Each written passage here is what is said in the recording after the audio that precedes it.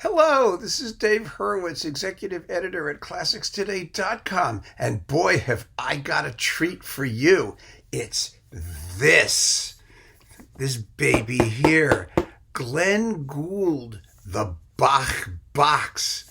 Now, you would be quite justified in asking yourself, am I hallucinating? Haven't we been here before? I mean, after all, remember this? Glenn Gould's Bach box. This is the complete Bach collection. And this is the complete box. So, let's have a little historical overview. In the beginning, there was Glenn Gould, the iconic Bach pianist of the second half of the 20th century, and one of the great keyboard geniuses that ever lived. There's no question about that. This is feeling right. There we go. I mean, he was amazing, and his Bach is amazing. It still is. It still was. I mean, it was Hannibal Lecter's preference for the Goldberg variations. I mean, what more recommendation could you possibly want than when a serial killer loves your Bach? But listen, it all began on CD. I mean, forget LPs. I mean, that's ancient history, right?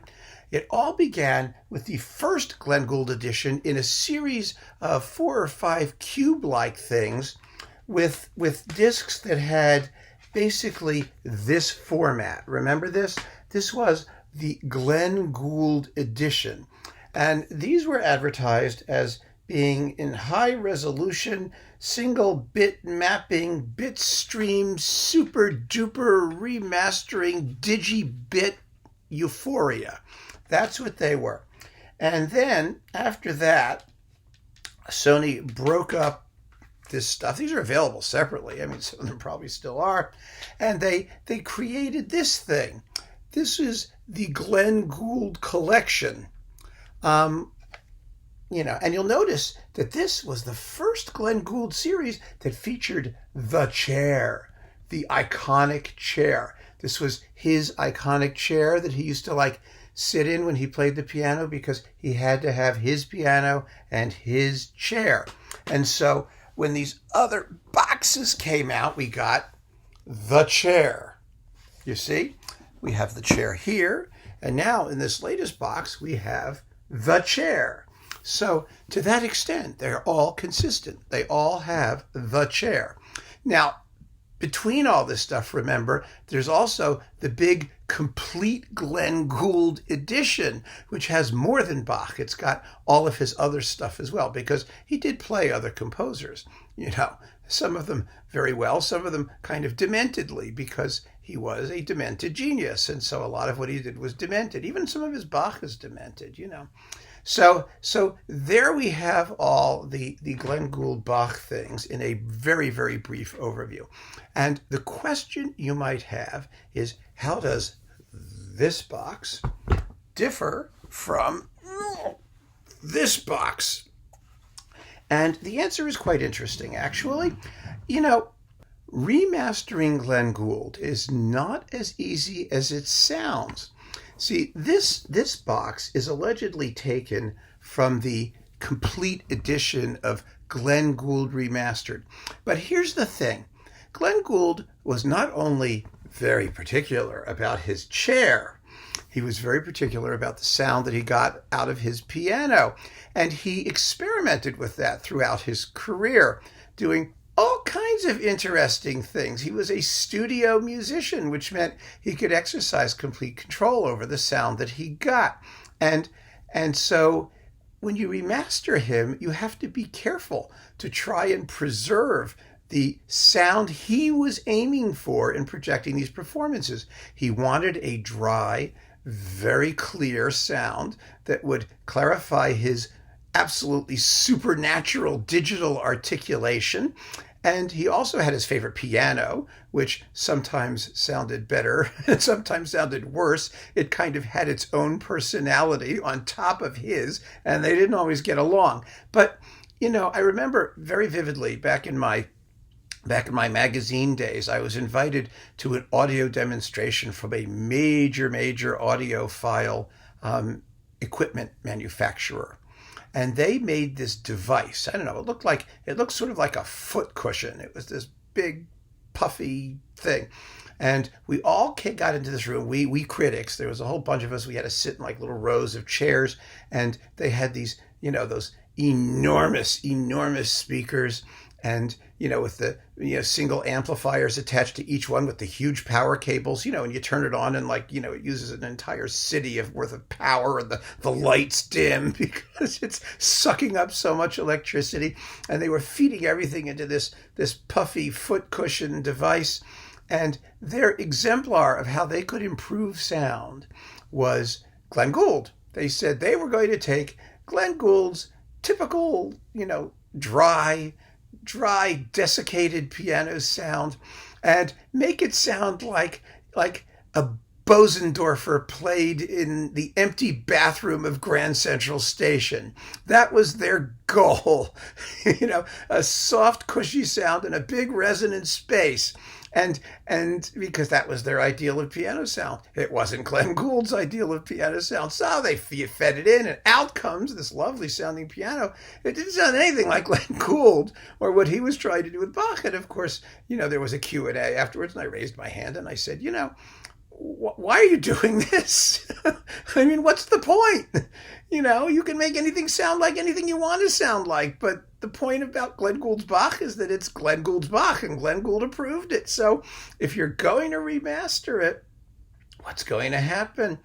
Anyway, it was very funny, and it didn't quite go anywhere, and I don't think that magnificent device sold all that much, and I don't recall it ever being reapplied to Glenn Gould's Bach, but it was pretty remarkable.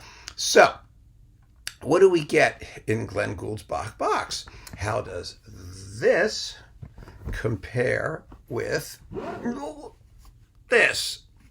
Well, first, to be perfectly straight about it, this has like 30 CDs, I think, or something like that.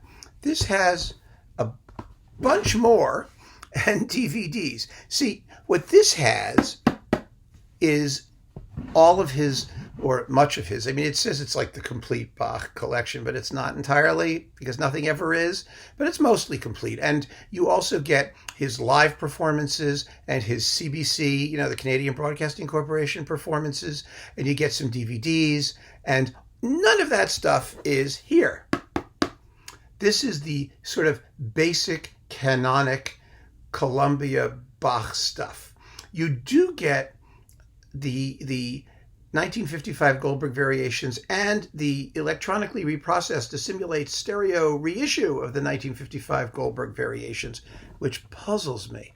It puzzles me because how do you remaster something which has already been artificially reprocessed to be something it's not? I don't understand that. That's me. Who knows? And you get the 1981 Goldberg Variations in the analog transfer, not the digital transfer, which is also kind of puzzling because, as my colleague Jed Disler pointed out, if you can get two versions of the 1955 Goldberg Variations, why can't you get both versions of the 1981 Goldberg Variations? But otherwise, it's all of Gould's Bach. And if we open the box, the other thing about this box is that you have to be rather careful with it because this other thing, you can put the cover on any way you want and it comes out okay. This, you can't, because if you don't put it on this way correctly, then some of Glenn Gould's body parts are going to be separated from the rest of him, and we don't want that, do we? So this is what it looks like inside. It's one of those original jacket things. And what that means, of course, is that things like the Well-Tempered Clavier, let's see, which is like, it wasn't all issued at once, remember. It was issued on like 5 LPs, maybe 6, I don't know. I'm trying to see. How many have we got here? 1, 2, 3, 4, 5, 6. 6 LPs. Of course, that makes it a little pricier, doesn't it? Because, this whole thing it's like $79 on Amazon. It's no big deal. Which, by the way, is a hell of a lot cheaper than this, which I saw going for like $500 on Amazon. I don't know how any of this is working, but this gets the whole well-tempered clavier on 4 CDs because that's what it should be nowadays, right? That's how it fits very conveniently on 4 CDs. But now it's been re-expanded pointlessly because they want to do original jackets or something like that, but it just means they give you more discs and they charge you more for them than if you actually had it conveniently. And let's not forget, between this and this, there was also all of those budget reissues in slim boxes. There are like 4 or 5 of those of Glenn Gould's Bach in those budget slim boxes with no notes and no nothing. But I mean, it's Glenn Gould's Bach. It's as good as any other Glenn Gould Bach, right? And so here we have the basic Columbia studio recordings of Glenn Gould's Bach. There is also the Tim Page conversation with Glenn Gould about the Goldberg Variations recordings. That's in here too. However, the real question is, what's the difference in sound? Because they claim that this is remastered and, compared to this thing. And does it make any difference? I mean, does anybody care? Well, I really wish that I could play you samples of both so that you could hear if there are any differences, but I don't have the license from Sony. It's such a problem. However, I have found a workaround that I hope will excite you as much as it excites me, because one of the things about Glenn Gould is he doesn't just play Bach. He sings Bach, as we all know. And one of the things that happens with the remastering is the piano sounds more or less the same, but you can hear him singing even better. And I can't play the piano, but I can hum. I really can hum.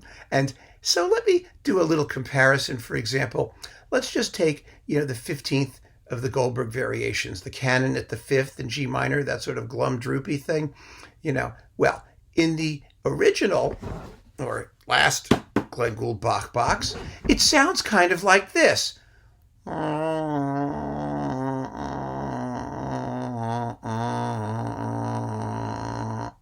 Okay? I mean, that's typical Glenn Gould. But in this fabulously remastered version, it sounds like this.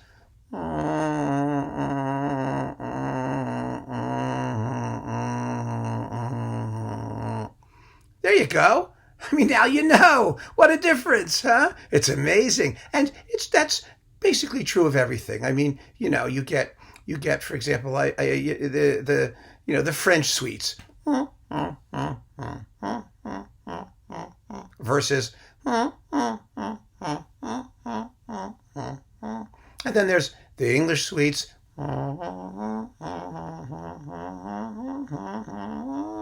versus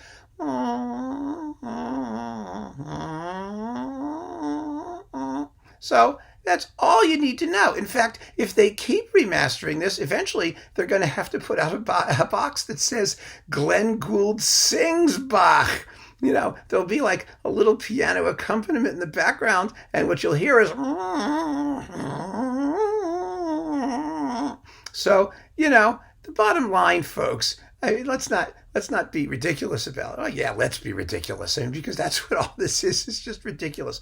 There's got to be a limit to how many times they could try and sell you the same stuff. There just has to be. It's insane. It's crazy. It's whacked. It's just nuts.